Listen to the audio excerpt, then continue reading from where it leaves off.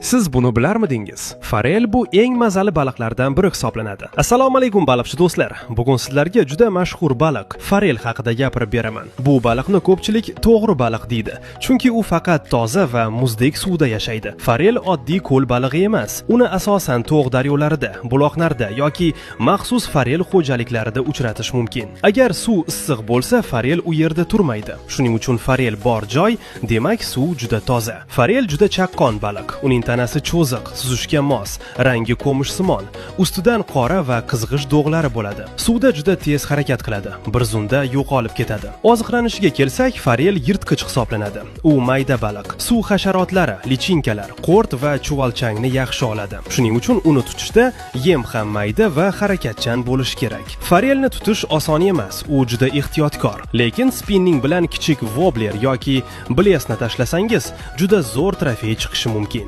Ayniqsa ertalab yoki kechqurun chaqishi yaxshi bo'ladi. Endi go'shti haqida aytsak, forel haqiqatan ham mazali baliq. Go'shti yumshoq, yog'liroq, shirin ta'mli bo'ladi. Uni grillda pishirsa ham, tandir qilsa ham, qovursa ham juda yaxshi chiqadi. Restoranlarda eng ko'p tayyorlanadigan baliqlardan biri shu. Forel nafaqat mazali, balki foydali ham. Unda omega 3 ko'p, organizmga kerakli oqsillarga boy. Agar siz ham forel ovlashni yoki tayyor joylarini bilishni xolasangiz, Almalik Fishingga murojaat qiling. Maslahatimiz tekin.